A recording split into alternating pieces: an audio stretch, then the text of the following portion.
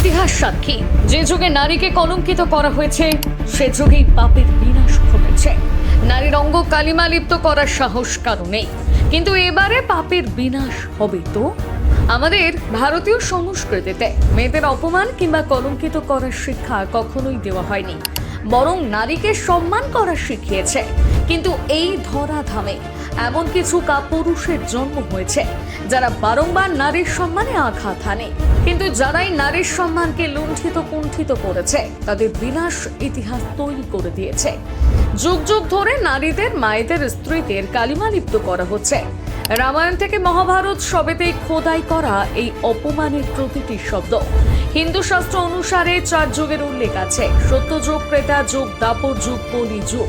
তার মধ্যে ত্রেতা যুগ, দাপর যুগ এবং কলি যুগ, এই 3 যুগ ধরে নারীদের উপর পেয়ে আসছে অন্যায়। ত্রেতা যুগে রামায়ণে গ্রথিত আছে সীতার অপহরণ। নিজের বোনের অপমানের প্রতিশোধ নিতে এক পবিত্র নারীর সাথে অপহরণের মতন দুষ্কর্ম করেছিলেন রাবণ। সীতাকে কলঙ্কিত করেছিলেন তিনি। ছদ্মবেশ ধরে সীতাকে অপহরণ করে নিজের লঙ্কায় নিয়ে গিয়ে আটকে রেখেছিলেন। সেই সাথে বিবাহিত সীতাকে বিয়ে করার কুপ্রস্তাব দিয়েছিলেন।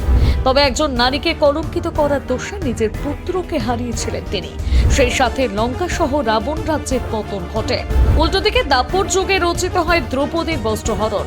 হ্যাঁ, সেই দ্রৌপদী যিনি সেই যুগের শ্রেষ্ঠ নারী হিসেবে খ্যাত। স্বামীদের ব্যর্থতার জন্য নিজের সম্মান বিলিয়ে দিতে হয়েছিল তাকে।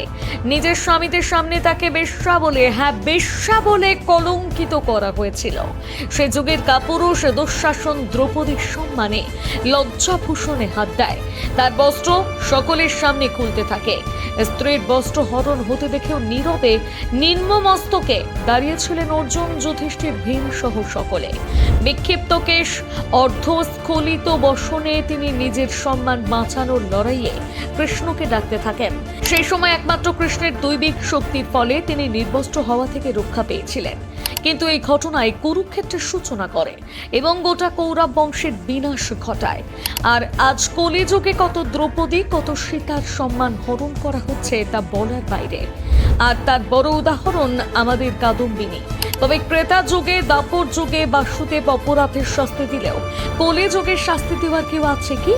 একজন মহিলা চিকিৎসকের সাথে ঘটে যাওয়া এমন অন্যায়ের বিচার কে দেবে? তিনিও তো নির্দোষ ছিলেন। এ যুগে দ্রৌপদী, সীতাদের ভরা সমাজে বস্ত্রহরণ করা হচ্ছে। সকলের সামনে সম্মান ধুলোয় লুটিয়ে দেওয়া হচ্ছে। প্রতিবাদ করতে উঠলেও প্রতিবাদের কণ্ঠ চেপে ধরছে। আর এই পাপীদের বিনাশ হবে তো? এ যুগে দুঃশাসনের পতন হবে কি? প্রশ্ন থাকলেও নিরুত্তর সকলে। প্রতিবেদনটি লিখেছে সুনন্দা মান্না, কণ্ঠে রিয়া সরকার, গ্রাফিক্স করেছে শুভঙ্কর সরকার। বাংলা হান্টের আরও নিত্য নতুন প্রতিবেদন দেখতে নজর রাখুন আমাদের পেজে।